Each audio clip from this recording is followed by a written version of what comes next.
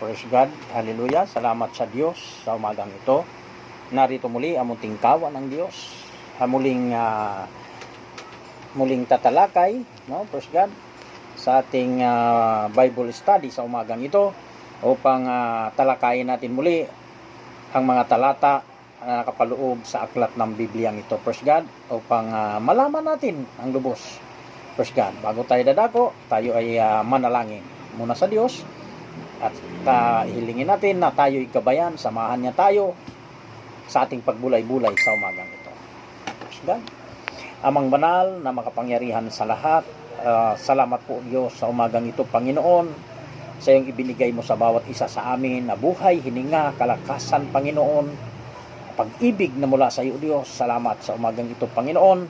Kami po ay humihingi rin po ng kapatawaran sa aming mga pagkukulang, pagkakasala sa iyo Diyos, maging sa isip man ito, salita at sa gawa. Patawarin mo po ang bawat isa, Panginoon.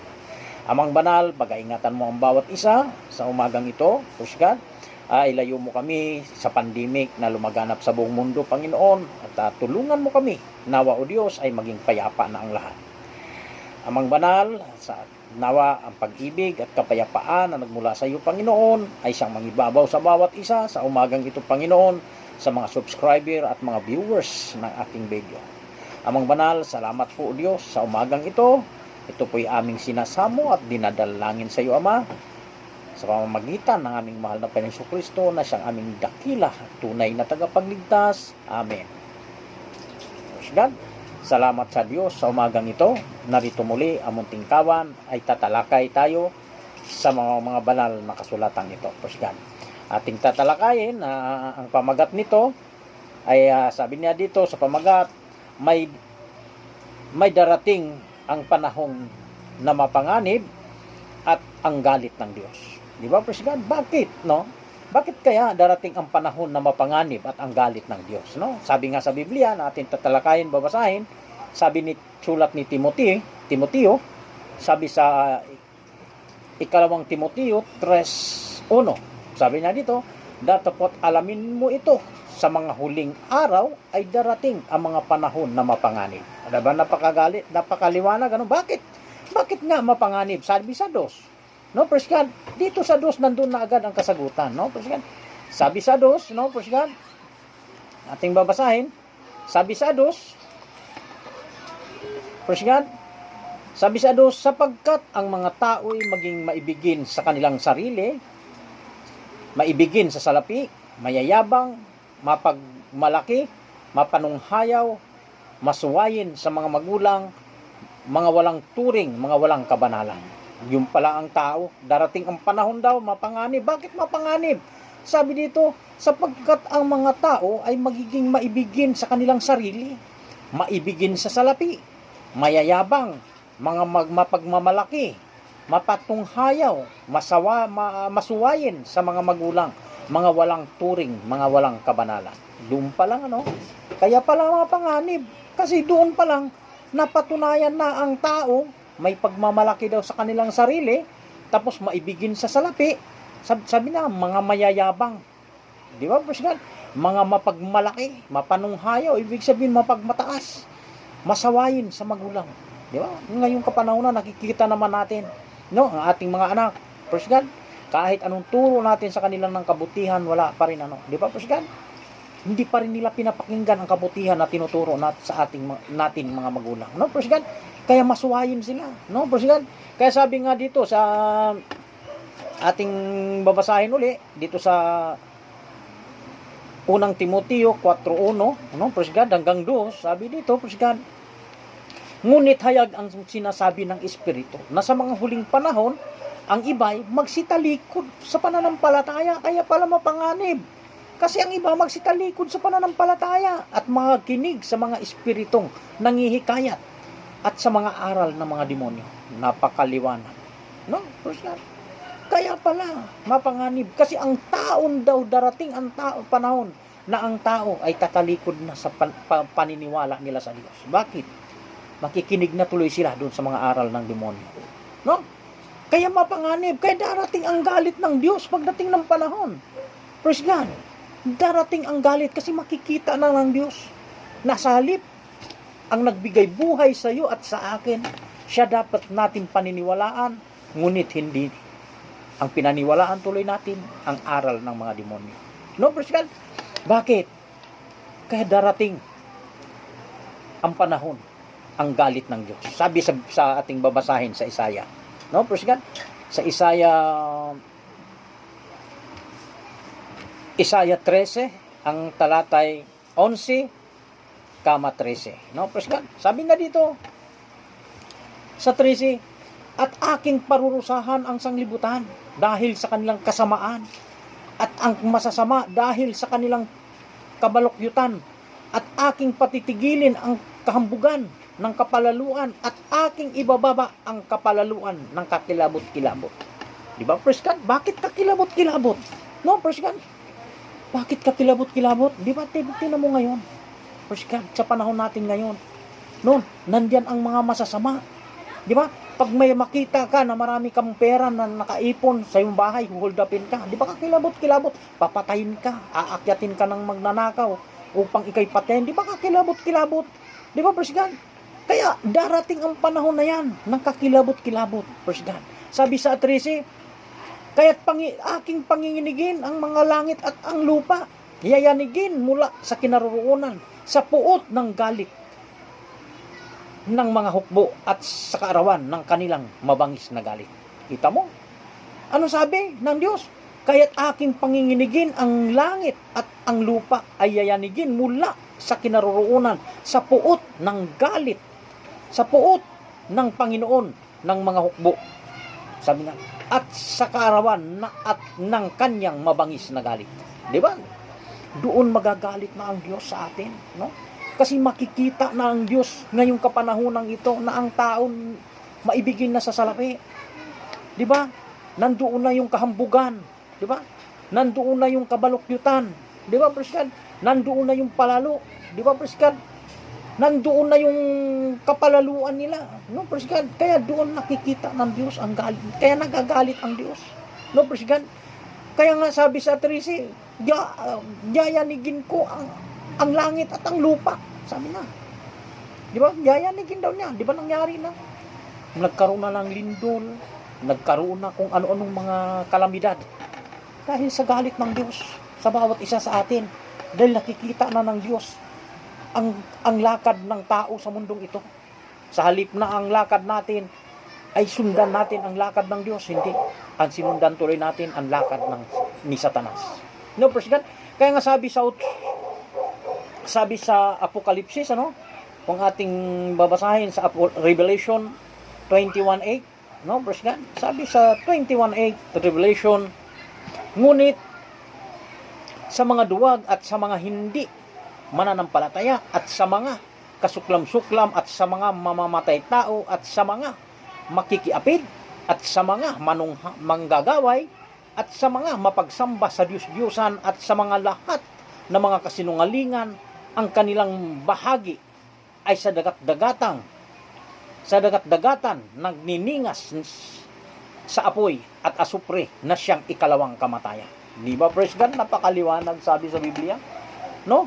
Ikalawang kamatayan. Doon. Ibig sabihin, mayroon pala tayong ikalawang kamatayan. Hindi pala sa physical na mamatay tayo. Mayroon din palang ikalawang kamatayan, yung espiritu natin pagdating ng panahon. No, praise God. Yun ang ikalawang kamatayan natin. Saan? Doon sa dagat-dagatang apoy at asupre. Yun ang nakahanda doon sa mga taong makasalanan at hindi naniniwala sa ating dakilang Diyos Ama at sa ating mahal na Panginoong Kristo. No, praise God? Kaya nga, praise God, praise God. Sabi nga ng iba, may nagtanong sa akin, sabi niya, paano ba tayo makakaiwas sa galit ng Diyos? No, praise God. Bakit nga ba?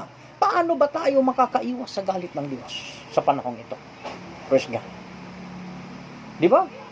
Paano nga ba tayo makakaiwas sa galit ng Diyos? Praise God. Mayroon akong babasahin na talata para maunawaan natin kung paano ba tayo makaiwas sa galit ng Diyos. Praise God. Sabi sa Roma, no? Praise God. Sabi sa Roma 12:2, no? Praise God. Sabi ni Apostol Pablo sa kanyang mga sulat, Sabi ni Apostol Pablo, at wag na kayo magsiayon sa takbo ng wag na kayo magsiayon sa sanglibutang ito, kundi mag-iba kayo sa pamamagitan ng pagbabago ng inyong pag-iisip upang mapatunayan ninyo kung alin ang mabuti at kaaya-aya at lubos na kalooban ng Diyos. Ibig sabihin, baguhin daw natin ang ating kaisipan. Di ba? Sabi niya, baguhin daw ng ating kaisipan para malaman daw natin kung ano yung mabuti, kung ano yung masama. Di ba, Presgan? Para malaman daw natin, baguhin natin ang ating kaisipan. Paano ang kaisipan yon?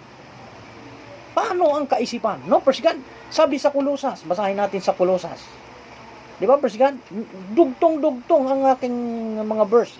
Sabi sa Kolosas 3, 1 hanggang 2. Sabi sa 3. Sabi dito, kung kayo nga ay muling binuhay, nakalakip ni Kristo, ay hanapin ninyo ang mga bagay na nasa itaas.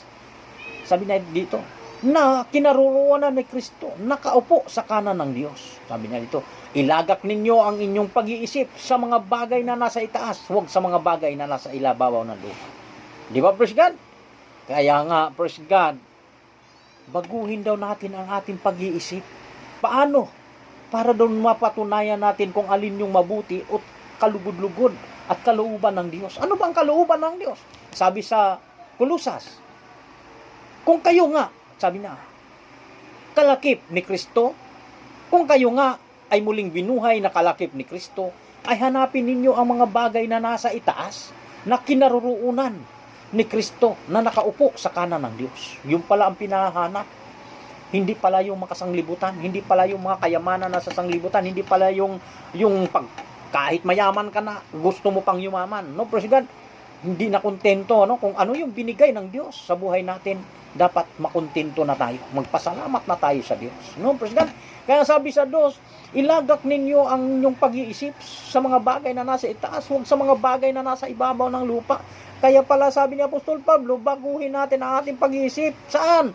Sa pag-iisip na makalangit. Hindi makalupang pag-iisip.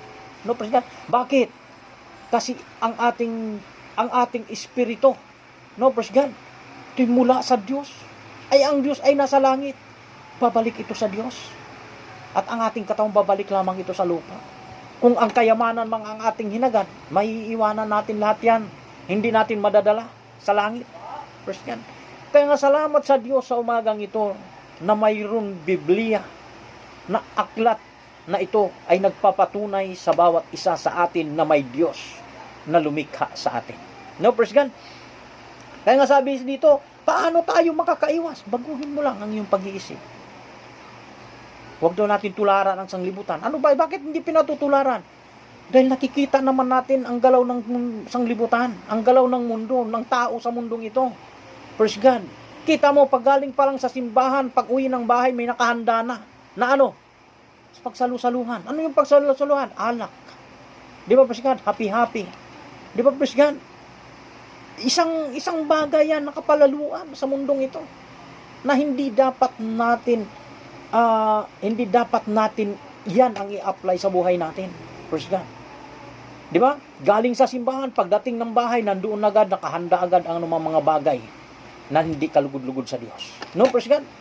Kaya doon nasabi ni Apostol Pablo, huwag natin tularan. Bakit? Nandoon yung kasayahan, nandoon yung kapalaluan, nandoon yung pag-happy-happy, nandoon lahat yan. Di ba, praise God? Kaya, ang pag-iisip doon natin yung makalangit. Huwag na rin natin pag-isipin yung mga bagay na nasa lupa. Di ba, praise God? Di ba? Ilagak daw natin ang ating pag-iisip nasa ibabaw, nasa mga bagay na nasa itaas, huwag sa mga bagay na nasa ibabaw ng lupa. Bakit nasa ibabaw ng lupa? Ano ba yung nakikita mo sa ibabaw ng mundong ito? Di ba? Nandyan lahat. Di ba? Sa halip ng araw ng linggo ay pagpasalamat natin sa Diyos. Ang mga tao, nandoon tuloy sa sabungan, nandoon sa inuman, nandoon sa galaan, nandoon lahat. Di ba, praise God? Dahil sa hinihingi ng Diyos, ang isang araw ay para sa Kanya, hindi natutupad. Bakit? Ang tao, nagkanya-kanya. Di ba? Nagkanya-kanya. Lahat gumagawa ng kanilang sarili. Di ba, praise God? Kaya nga, sabi dito sa Galatia, no? Episo, ating basahin sa Episo, Praise God. Sa Episo 6, ang talatay 17, praise God, sabi sa 6:17, kama 16, balik ulit natin sa 16, sabi niya dito, at magsikuha rin naman kayo ng turbante ng kaligtasan at ang tabak ng Espiritu na siyang salita ng Diyos. Dapat yan ang manahan sa buhay natin, yung salita ng Diyos. Di ba, praise God? Para hindi tayo madala ng kalayawan ng ating laman. Para hindi tayo madala ng mga sasamang kaisipan. No, praise God? Bakit? Nandyan yung sandata, ang Espiritu na siyang salita ng Diyos. Ang tabak pala ay ang salita ng Diyos. Di ba, praise God? Yun ang tabak. No, praise God? Kaya nga sabi sa 16, bukod dito ay taglayin ninyo ang kalasag ng pananampalataya na siyang ipamamatay ninyo sa lahat ng nagniningas na salugi ng masama. Eh kung wala ka nito, kung wala kang salita ng Diyos na sa buhay mo, magagawa mo lahat sa buhay mo. Di ba, praise God? Magagawa mo lahat sa buhay mo kung wala ka salita, wala sa iyo ang salita ng Diyos. Di ba, praise God? Oo. No, praise God. Kahit sabihin natin nakikilala mo ang Diyos, pero hindi mo nagagawa sumunod sa totoo na pagsunod tungo sa Diyos. Di ba, praise God? Yan ang takbo ng mundo natin ngayon. Sa alip na ang Diyos ang sundin, hindi nasusunod ang Diyos, kundi ang salita ng Diyos. Ang salita ng Diyos, siyang pamatay sa salugi ng masama. Nagniningas na suligi ng masama. Ang salita ng Diyos. Kaya kung wala ka, salita ng Diyos, magagawa mo yan. Di ba, praise God? Wala ang takot na sa Diyos. No, praise God? Huwag kayong magalit. No, praise God? Huwag kayong magalit sa akin. Praise God? Kundi, ang nasa loob lang ng Biblia ay siyang aking ipinapalunawa at ipinaliliwanag ko sa bawat isa na dapat hindi ganun ang paglakad natin tungo sa Diyos. Mga kapatid. Praise God. Kaya sa umagang ito, praise God, hallelujah, sabi sa Santiago, no, praise God, sabi sa Santiago 1, ang talatay 21, sabi sa Santiago, no, praise God, sabi sa Santiago, kaya't ihiwalay ninyo ang lahat ng karumihan at ang pag-apaw ng masama, ng kasamaan at tanggapin ninyo na may kaamuan ang salita na itinanim na makapagliligtas ng inyong kaluluwa, ng inyong mga kaluluwa. Napakaliwanag. Ano ang makapagliligtas ng ating kaluluwa? Ang salita ng Diyos. Di ba, basta itong binabasa ko ngayon, yung salita ng Diyos yung makapagliligtas. Kaya nga sabi na, kaya't ihiwalay ninyo ang lahat ng karumihan. Pag sinabing lahat, walang natitira. Kahit sabihin natin, ay inom lang naman ito. Ay sigarilyo lang naman ito. Hindi naman tumortal na. Lahat nga ng kasamaan eh. Lahat nga ng karumihan. Di ba? Pag sinabing lahat, wala natitira. Kahit isa.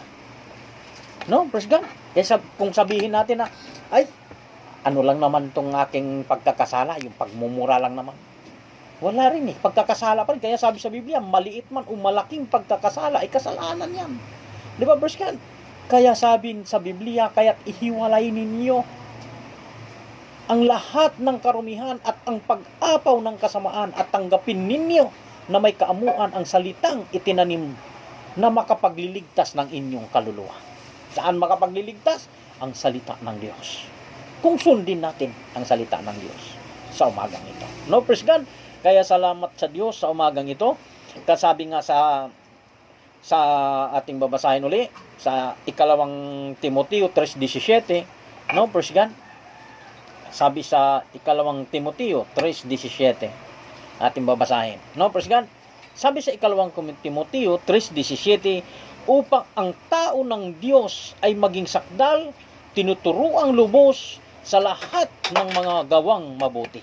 Di ba, napakaliwanag? Ang tao daw ng Diyos ay tinuturuang lubos. Sabi niya, maging sakdal, sabi na, sa lahat ng mga gawang mabuti. Ibig sabihin, tuturuan tayo ng mabuting mga gawa, hindi sa kasamaang gawa. No, praise God. Kaya nga, praise God, sa umagang ito, At ito pa, patutunayan pa natin dito sa unang Timoteo. No, praise God. Sabi sa unang Timoteo, ating babasahin sa 6. Unang Timoteo 6, 11 hanggang 12. No, praise God. Sabi na dito, sa 11, datapot ikaw o tao ng Diyos, tumakas ka sa mga bagay na ito, at sumunod ka sa katwiran at sa kabanalan, sa pananampalataya, sa pag-ibig, sa pagtitiis, sa kaamuan. Sabi sa 12, makipagbaka ka ng mabuting pakikipagbaka, ng pananampalataya, manangan ka sa buhay na walang hanggan, na dito tinawag ka at ipahayag mo ang mabubuting pagpapahayag sa harapan ng mga maraming mga saksi. Praise God. Napakaliwanag, praise God. Kung kahit hindi na lang natin unawain, basahin lang natin, mauunawaan na natin, praise God. Dahil sunod-sunod ang mga verse, praise God. Kaya nga sabi dun sa ating binasa, bakit nga darating ang mapanganib? Kasi ang mga tao makikinig na sa aral ng demonyo. Di ba? Kaya sabi naman, kaya dun sa pakinig nila sa mga aral ng demonyo, madarating ang galit ng Diyos. Bakit darating ang galit ng Diyos? Paparusahan ng tao. Paparusahan ng Diyos ang tao doon sa ikalawang kamatayan. Praise God. Bakit? Paano ba tayo makaiwas? Sabi sa Roma 12:2, baguhin natin ang ating pag-iisip. Anong klaseng pag-iisip? Sabi sa Kolosas, makalangit na pag-iisip. Praise God. Kaya sabi doon sa 17, taglayin daw natin ang salita ng Diyos, yung tabak, para ipamatay daw natin na salugi ng masama. Di ba napakaliwanag? Kaya sabi sa 21, nating babasahin, sa 6, 11, sabi na, datapat ikaw utaot ng Diyos, tumakas ka, pinatatakas ka nga. Tumakas ka daw.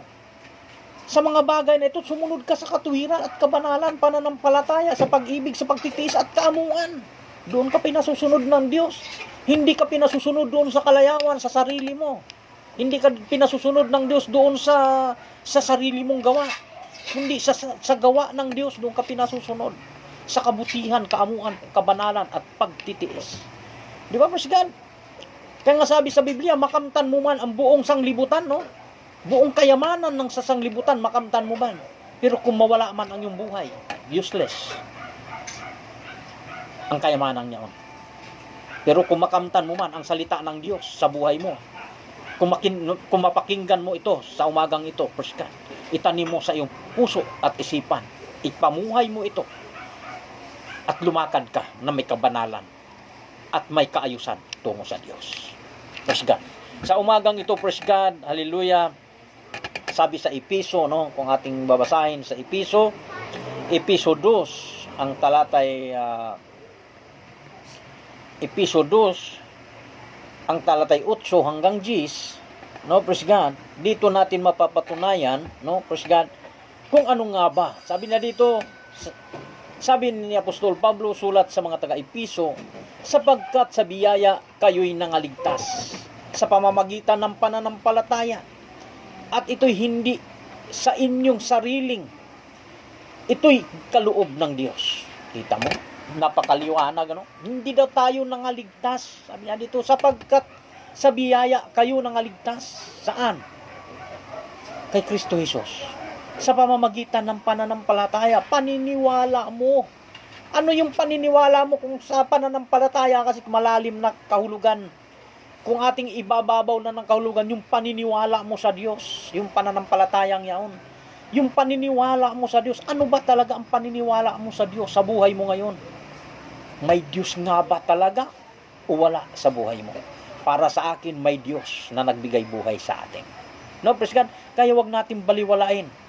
Kaya nga sabi na dito, kaya nga sabi doon, ang iba magsipagtalikod sa paniniwala sa Diyos. Marami na ngayon. May mga bansa na hindi talaga kumikilala sa Diyos, Lalo na yung mga scientists. Praise God. Ayaw nilang maniwala na may Diyos. Di ba, praise God? Kasi ang tao daw ay galing sa unggoy, gawa ng unggoy. Di ba? Mula daw ito doon. Ngunit hindi. Kung basahin natin ang Biblia, galing tayo sa alabok. Di ba, praise God? Kaya ayaw maniwala nila na may Diyos. Praise God.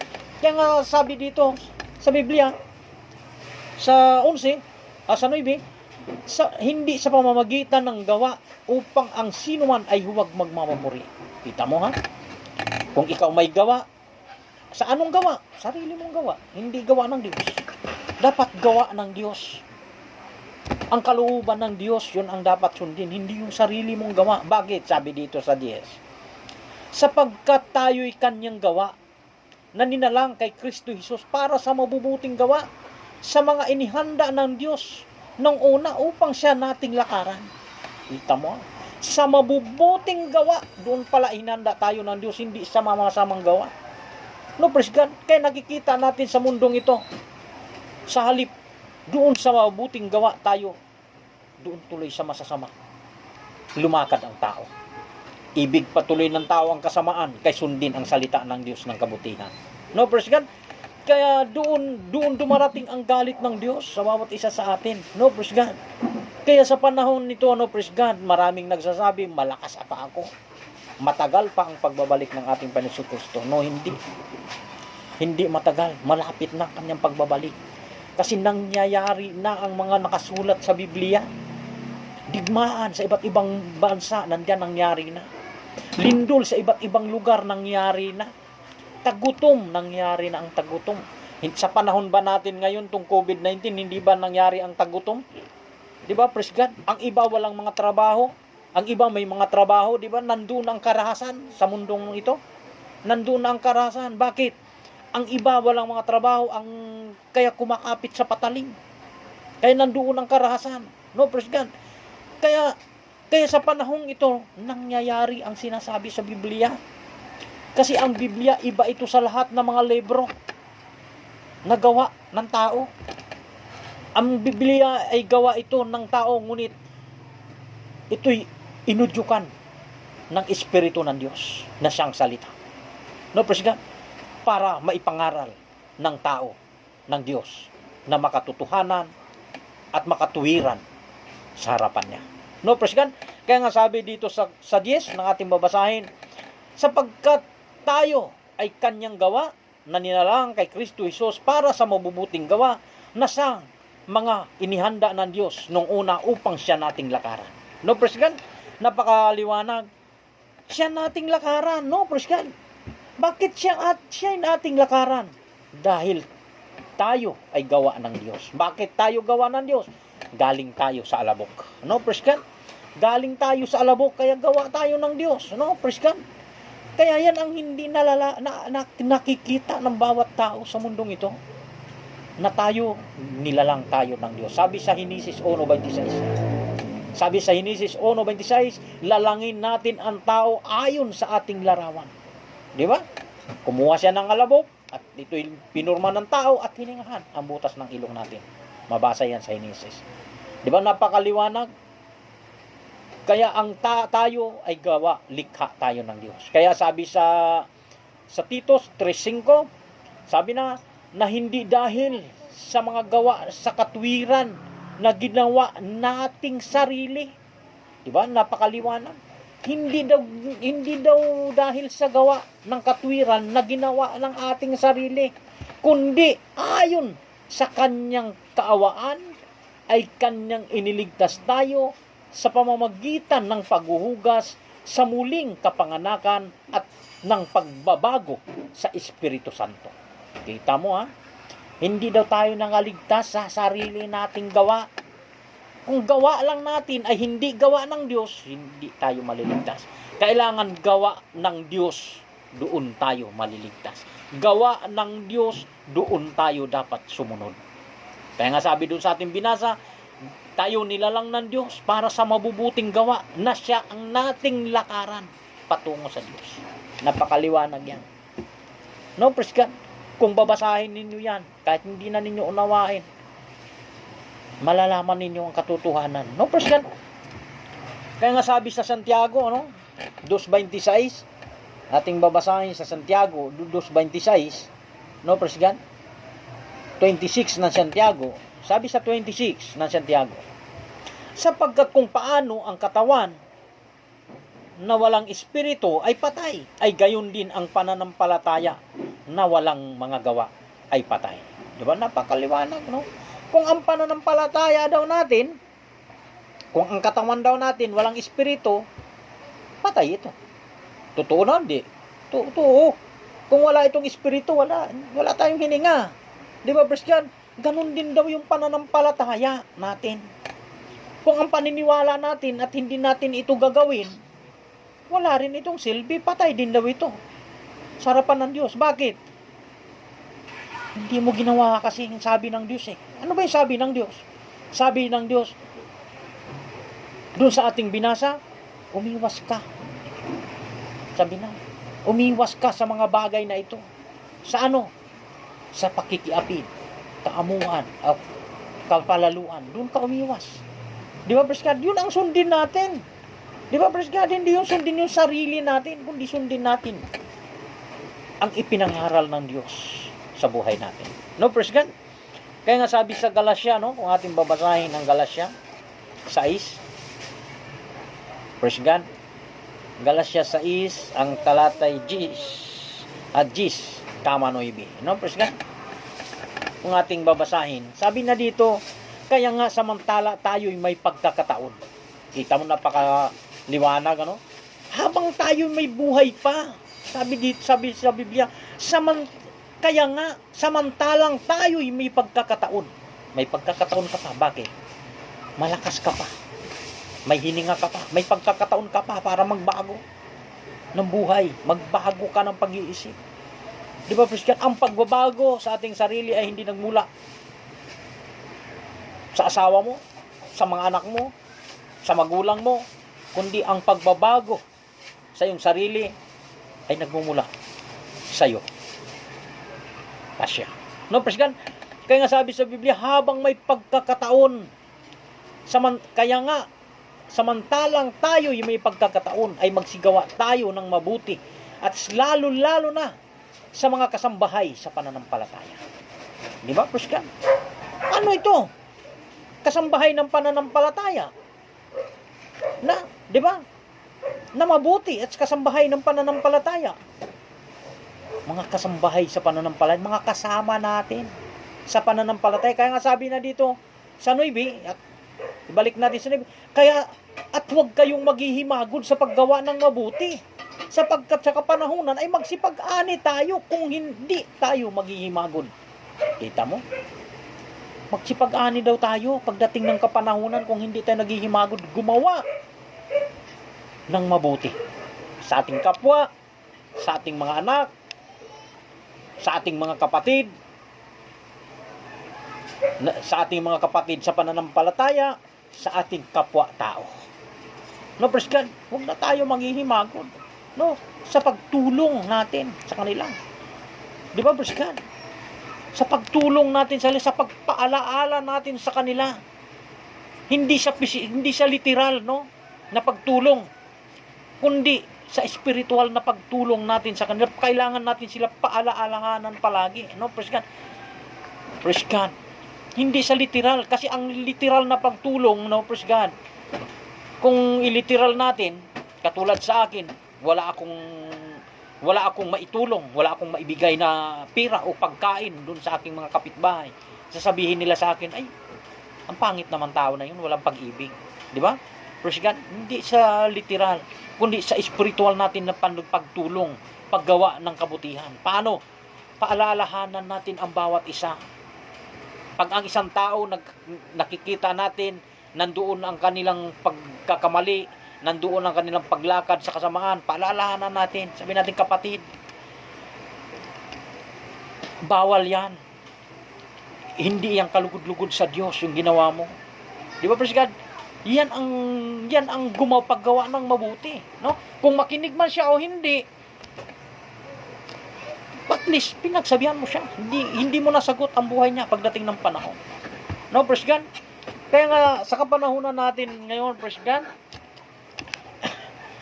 sabi nga sa Hebreo, no, kung ating babasahin sa Hebreo 13:16, no, praise God.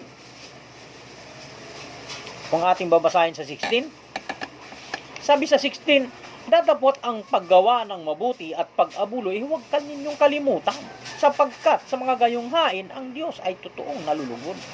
No, praise God. Sabi dito, dapat daw ang paggawa ng mabuti at ang pag-abuloy, huwag kalimutan, sapagkat sa mga gayong hain, ang Diyos ay totoong nalulugod. Ano ba yung pag-abuloy? Yung pagtulong. No? Pagtulong. No, praise God. sa ating kapwa, no? Pagtulong sa ministry, pagtulong sa tao, pagtulong sa kapatid, pagtulong sa mga anak. No, praise God. Yan ang sabi sa Biblia.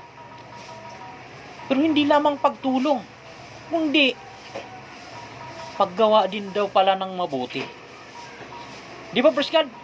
Kung tumulong ka man, kahit 1,000,000 man yan, ibigay mo, kung hindi gagawa ng kabutihan tungo sa Diyos, useless ang pagbigay mo ng tulong. No, praise God. Kailangan tumulong ka sa iyong kapwa, gagawa ka ng mabuti sa iyong kapwa. Para sabihin sa Biblia, ang Diyos ay totoong malulugod sa iyo. Pero kung magbibigay ka lang, kahit 1,000,000 magbibigay ka, pero hindi ka gagawa ng kabutihan sa iyong kapwa, sa iyong kapatid, sa iyong mga anak, sa iyong kapwa mananampalataya at sa mga tao, hindi ka gagawa ng kabutihan, ang Diyos ba malulugod? Hindi malulugod ang Diyos. Bakit? Nagbigay ka lang kasi doon eh. Akala mo kasi, doon sa pagbigay mo ng 1,000,000, doon sa simbahan, ay mapapawalang sala ka na. Hindi ka mapapawalang sala, lalo mong dinagdagan ang pagkakasala mo. Bakit?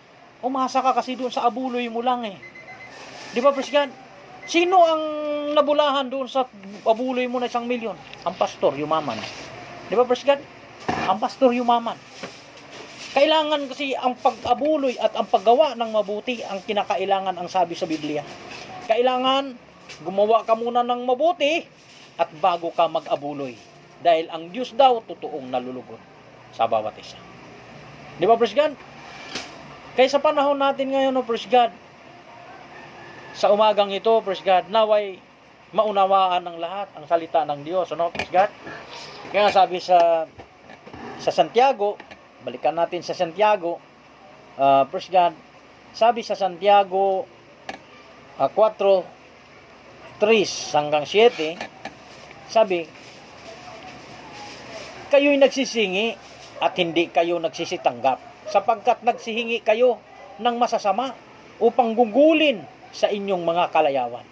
Di ba napakaliwanag? Sabi sa 3, kayo daw ay nagsihingi. Ano bang hiningi natin sa Diyos? Sa ating mga panalangin, hindi daw tayo nagsisitanggap. Bakit? Ang hiningi daw natin, yung mga sasama. Bakit masasama? Kasi pira ang hiningi natin eh. Mga pagpapalang pisikal eh. Ang hiningi natin sa Diyos eh. Hindi pa tayo nakontinto kung ano yung binigay sa atin ng Diyos. Dapat makontinto na tayo. Di ba, praise God?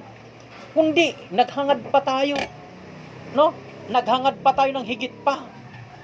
Kaya nga sabi sa Biblia, kayo'y nagsihingi at hindi kayo nagsisitanggap sapagkat nagsihingi kayo ng masasama upang gugulin ninyo sa inyong mga kalayawan. Bakit? Ano ba yung hiningi? Nagugulin sa kalayawan. Di ba ang iba nangihingi ng pagpapala? Ano yung pagpapala? Panginoon, bukas sana bigyan mo ako ng malaking pagpapala para pambayad ko ng utang. Di ba yan ang paghingi ng pagpapalang pisikal? Pira agad ang hinihingi. Hindi dapat pira ang hinihingi natin sa ating panalangin, kundi hingiin natin sa Diyos, naway, Panginoon, tulungan mo kami. Naway, Panginoon, bigyan mo kami ng kalakasan at karunungan nagmula sa iyo, Diyos, upang kami makasunod sa iyong kalooban. Dapat yun ang hiningi natin kasi alam na ng Diyos yung ating iniisip. Hindi pa nga namumutawi sa ating bibig. Alam na ng Diyos yan. Di ba, praise God? Bakit hihingiin pa natin yan? Kaya doon ng iba, no? Praise God. Na walang pagkaunawa sa Biblia, ay nagsihingi. Hindi tuloy sila nagsisitanggap. Bakit? Ang kanilang hiningi, gamitin lang tuloy nila sa kalayawan. Ano yung kalayawan? Pag ikaw ba nagkamit ng kayamanan, ng kumayaman ka na sa buong mundong ito, anin mo ang pera, gamitin mo na yan kung ano-anong mga bagay. Di ba? Mabibili mo na lahat. Sakyanan, hanggang makalimutan mo na tuloy ang Diyos. Bakit? Nagkapira ka na eh. Yumaman ka na eh. Nagkamit ka na ng posisyon. Nagkamit ka na ng kayamanan sa mundong ito. Kaya ang Diyos tuloy nakalimutan mo na. No, praise God, na ipangaral ang salita ng Diyos. Kaya praise God, sa umagang ito, sabi sa 7, kayo nga ay mga ngalunya. Sabi, mga ngalunya. Hindi baga ninyo nalalaman na ang pagkakaibigan sa sanglibutan ay pagkikipag-away sa Diyos? Kita mo ha? Kung sino daw naman daw makipagkaibigan sa sanglibutan, sino ba yung sanglibutan na kaibiganan natin? Yung mga makasalanan. Makihasalamuha tayo sa kanila, makitulad tayo sa kanila. Di ba, Presgan? Kung makisama daw tayo sa kanila, di ba? Nangangalon niya. Nakikipagkaibigan tayo kung makisagsalamuha tayo sa kanila. Halimbawa, ako, isang mangangaral. No, Presgan? Pag nakita ko yung mga barkada ko nagiinuman, makasyat ako doon. Diba? Makiinom ako. Isa ka ng mangangaral. Yan ba'y tama? Sa harapan ng Diyos? Hindi eh. Pangangalunyada yan eh. Pakikipag-aaway daw yan eh. Presgan, sabi sa Diyos. Sabi sa salita ng Diyos eh. No, Presgan? Dapat hindi natin sila tularan. No, Presgan? Para makita ng tao, makita ng kaibigan mo, nagbagong buhay ka na sa panahon ito. No, Presgan? Kaya nga, Presgan, sabi sa 5, iniisip baga ninyo na ang kasulatan ay nagsasalita ng walang kabuluhan, ng Espiritu, bagamat pinatira sa atin ay nagnanais hanggang sa kapanghilian. Sabi sa 6, sabi, ngunit siya ay nagbigay ng lalong biyaya kaysa sinabi ng kasulatan ng Diyos ay sumasalangsang sa mga palalo. Datapwat nagbibigay ng biyaya sa mga mapagpakumbaba. No, Presgan? Nagbibigay daw ang Diyos sa mga taong pagpapakumbaba. Pero doon daw sa mga taong sumasalangsang, ay wala, hindi siya nagbibigay. No, Presgan? Kaya doon tayo, Presgan, sa umagang ito. Presgan, kaya nga sabi sa Biblia, pasakop nga kayo sa Diyos, datapwat magsisalangsang kayo sa dabilo at tatakas siya sa inyo. Di ba? Magsisalangsang pasakop daw tayo sa Diyos, hindi tayo magpasakop sa tao. Di ba? Kapag nagpasakop tayo sa tao, mailigtas ka ba ng tao? Hindi. Di ba? Pero kung sa Diyos tayo magpasakop sa umagang ito, kaya niya tayong iligtas. Kahit sa anumang paraan. Pag nakita ng Diyos na ang iyong pamumuhay at pamumuhay mo ngayon ay nabago at gumawa ka ng mabuti at naniniwala ka sa buhay mo na may Diyos, sigurado, 100%, makikilala mo ang turo na nagmula sa Diyos. Sa umagang ito, praise God, ang Diyos nawa ay gabayan niya tayo, samahan niya tayo sa umagang ito, nawa ang salita ng Diyos ay manahan sa puso natin at ipamuhay natin habang tayo nabubuhay sa mundong ito. Praise God, dahil ang buhay natin sa mundong ito ay pansamantala. Hindi natin madadala ito, physical na katawan, sa langit. Hindi tayo makapasok sa langit ang katawan nito, bagkus ang espiritu natin, ibabalik ito sa harapan ng Diyos. Salamat sa umagang ito, sa huling talata na ating babasahin. Sabi sa unang Pedro, praise God, sa huling talata, sa unang Pedro 3:12, no, praise God, ating babasahin. Sabi sa Pedro, sapagkat ang mga mata ng Panginoon ay nasa matuwid, at ang kanyang mga pakinig ay nasa kanyang mga daig.